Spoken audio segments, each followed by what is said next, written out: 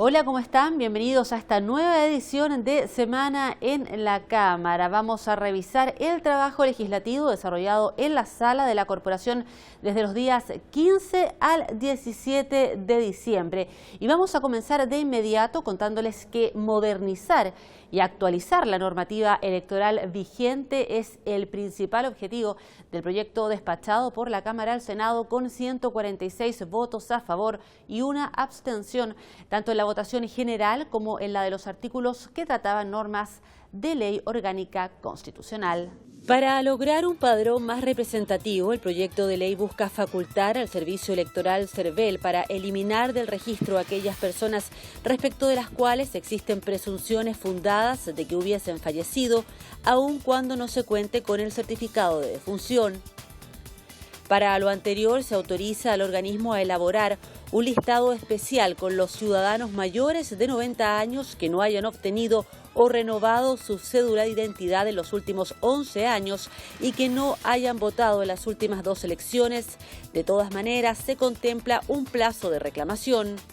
Por otro lado, el proyecto faculta al CERVEL a informar por medios electrónicos las diversas notificaciones que la ley contempla y que actualmente deben realizarse ya sea a través de publicaciones en el Diario Oficial o por medio de los diarios de mayor circulación en las respectivas regiones. De este modo, los cambios de circunscripción electoral, los facsímiles de las cédulas de votación, el número de patrocinantes que se requiere para las candidaturas independientes, el número de consejeros regionales y concejales a elegir, la determinación de los colegios escrutadores y el cambio de domicilio electoral o la notificación de la suspensión del derecho a sufragio, entre otras, se realizarían electrónicamente.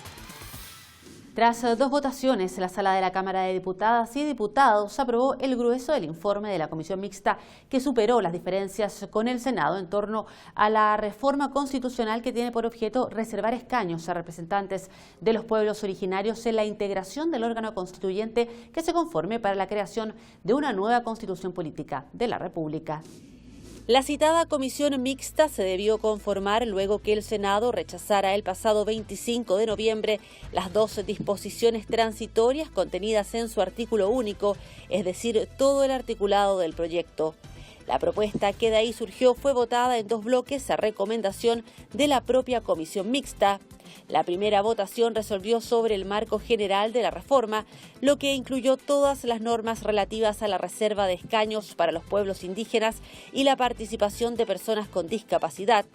Este grupo de disposiciones se aprobó por 140 votos a favor, 7 en contra y 2 abstenciones. En segundo lugar, se votó la norma específica que consideraba la reserva de un escaño para el pueblo tribal afrodescendiente. Se rechazó por 82 votos a favor, 49 en contra y 17 abstenciones, tras no alcanzar el quórum mínimo de aprobación que exigía 93 votos favorables. El nuevo texto agrega en el marco de las disposiciones transitorias de la Carta Fundamental referentes al proceso constituyente y nueva constitución, artículos para garantizar la representación y participación de los pueblos indígenas reconocidos en Chile en la Convención Constitucional por medio de la reserva de 17 de los 155 escaños establecidos. Con el objetivo de analizar el rol del Estado en el esfuerzo por salvar las vidas de los bebés que sufren atrofia muscular espinal, cuyo medicamento cuesta 1.600 millones de pesos, la Cámara de Diputadas y Diputados realizó una sesión especial de sala para conocer detalles sobre esta materia. En términos generales, la atrofia muscular espinal o AME es una enfermedad que afecta a las neuronas motoras de la médula espinal, por lo que priva a quien la sufre de la fuerza física necesaria para moverse, caminar, respirar y comer, por estar afectadas las neuronas motoras de la médula espinal. Durante los últimos meses, el país ha sido testigo a través de los medios de comunicación de distintos casos en los que las familias de menores afectados por esta enfermedad deben realizar diversas actividades para intentar conseguir los recursos que les permitan acceder al costoso medicamento. En la sesión especial se abordó la situación y la sala aprobó por 108 votos a favor 5 resoluciones de parlamentarios de distintos colores políticos que, entre otros aspectos, solicitan al Ejecutivo la incorporación del diagnóstico y tratamiento para la atrofia muscular espinal en el sistema de protección financiera de la Ley 20.850, considerando especialmente para el tratamiento el medicamento Zolgensma. De igual modo, se pide ayuda integral para enfrentar esta enfermedad, adoptando las acciones necesarias y los esfuerzos presupuestarios correspondientes. Ampliar la posibilidad de donación entre personas vivas, incluyendo a los parientes por afinidad hasta el segundo grado inclusive, es el objetivo del proyecto que fue aprobado por la unanimidad de 143 votos en la sala y que fue despachado para ser promulgado y publicado como ley de la República. La norma vigente establece el principio de donante universal, que significa que toda persona mayor de 18 años será considerada por el solo Ministerio de la Ley donante de sus órganos una vez fallecida, a menos que en vida haya manifestado su voluntad de no serlo. Además, se permite la donación entre personas vivas relacionadas y en febrero de 2017 se incorporó la donación cruzada de órganos y la donación altruista a la lista de espera de órganos para fines de trasplante. Sin embargo, en el informe del proyecto se expresa que existe un desequilibrio entre oferta y demanda de órganos, por lo que se requiere de la adopción de nuevas medidas tendientes a aumentar el número de donantes, resguardando la posibilidad de que medie algún tipo de contraprestación económica o de otro tipo que pueda suponer un comercio de órganos. Es por eso que se propone permitir también la donación entre personas que tengan un parentesco por afinidad, que es el que existe entre una persona que está o ha estado casada y los consanguíneos de su marido o mujer. Esto sería el parentesco que une, por ejemplo, al suegro con el yerno, a la suegra con la nuera o a los cuñados entre sí. La Cámara aprobó un texto proveniente del Senado que extiende los beneficios de una ley vigente desde agosto. La nueva norma prohíbe por 270 días el corte de suministro de las empresas sanitarias de electricidad y de gas de red para usuarios finales afectados por la crisis y entidades como hogares y hospitales. Además, permite el prorrateo de la deuda en hasta 36 cuotas. En concreto, la propuesta extiende de 90 a 270 días contados desde la publicación de la Ley 21.249 el plazo fijado para hacer efectivo el beneficio de no corte por mora en el pago de los servicios para usuarios residenciales o domiciliarios, hospitales y centros de salud,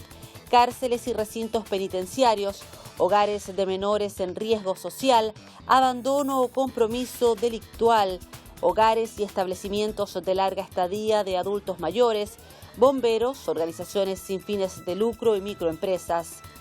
En línea con lo anterior, el proyecto realiza adecuaciones en otros plazos contemplados en la normativa vigente. Las primeras enmiendas apuntan al prorrateo de las deudas contraídas con las empresas, aplicando en ello el nuevo plazo de 270 días en vez de los 90 iniciales y extendiendo el número de cuotas mensuales a prorratear de 12 a 36. Luego se aplica también el plazo de 270 días para condicionar que las empresas generadoras y transmisoras de energía eléctrica continúen proveyendo con la normalidad sus servicios a las distribuidoras domiciliarias de energía y las cooperativas eléctricas, y para que estas últimas cumplan con sus obligaciones de pago por medio de cuotas en el mismo número de meses en que se prorratearán las cuentas de sus beneficiarios.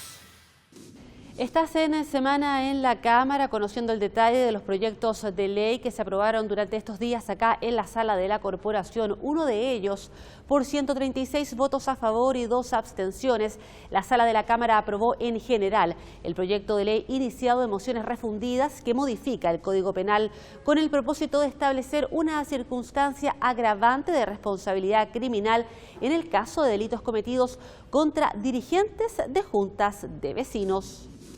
El texto, que vuelve a la Comisión de Constitución por ser objeto de indicaciones, establece un agravante en los delitos de amenazas, lesiones graves, castración, mutilación y homicidios que pudieran cometerse en contra de dirigentes de organizaciones comunitarias por su condición de tales.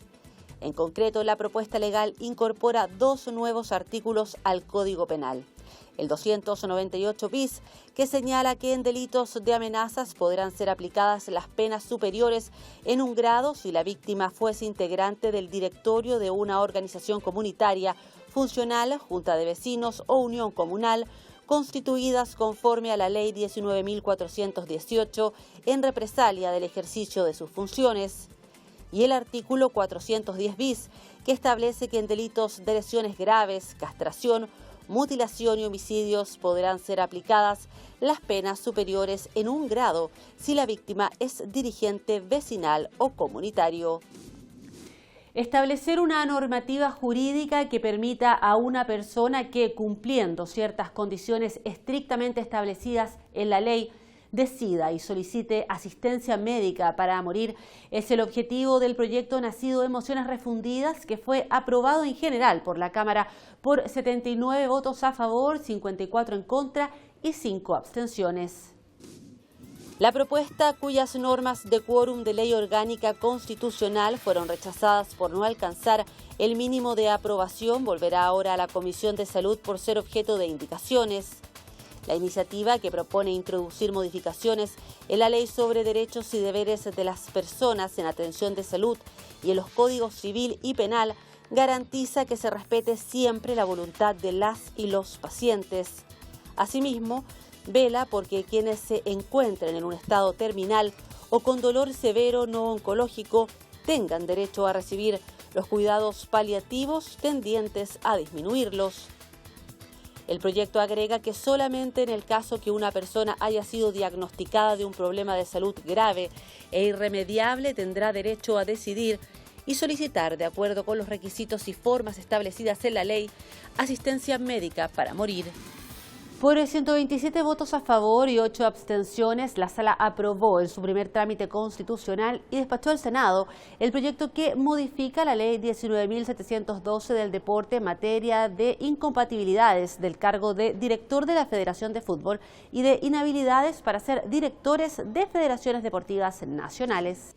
La idea matriz de la iniciativa consiste en establecer un impedimento para que el presidente de una federación deportiva sea a la vez presidente de una de las asociaciones que la integran, impidiendo así que se produzcan situaciones de falta de control por parte de los asociados a sus dirigentes. Durante su tramitación en la Comisión de Deportes se agregó al texto legal una indicación que incorpora a los presidentes de clubes en la referida incompatibilidad por el mismo motivo antes señalado. El proyecto establece en la normativa vigente que no podrán ser directores de la Federación Deportiva Nacional quienes hayan sido condenados por delitos contra la probidad o por las prácticas antisindicales de infracción a los derechos sindicales de los trabajadores. Y tras un amplio debate, la Sala de la Cámara de Diputadas y Diputados rechazó la idea de legislar del proyecto que otorga un reajuste de remuneraciones a los trabajadores del sector público, concede aguinaldos y otros beneficios, junto con modificar diversos cuerpos legales. La propuesta consideraba un reajuste diferenciado al 1 de diciembre de 2020 para los funcionarios cuyas remuneraciones brutas sean iguales o inferiores a 1.500.000 pesos. El aumento sería de 2,7%, en tanto que para quienes superaran el mencionado margen de ingreso, el incremento sería de 0,8%. Para aplicar lo anterior, se identificarían los grados, niveles o categorías de las respectivas escalas equivalentes a la remuneración señalada. Según cálculos del Ejecutivo, el 75% de los trabajadores del sector se verían beneficiados con el aumento mayor. El Ejecutivo ahora deberá insistir con su texto en el Senado, en donde se deberá aprobar la idea de legislar por los 2/3 de los senadores en ejercicio. Y con esta información relativa al reajuste del sector público finalizamos esta edición de semana en la Cámara. Acabas de conocer los proyectos de ley que se debatieron en la sala de la Cámara de Diputadas y Diputados desde el 15 al 17 de diciembre. Como siempre, el equipo de Semana en la Cámara les agradece la sintonía de que hayan conocido los proyectos de ley de esta semana y la invitación, como siempre, es a que nos encontremos la próxima semana.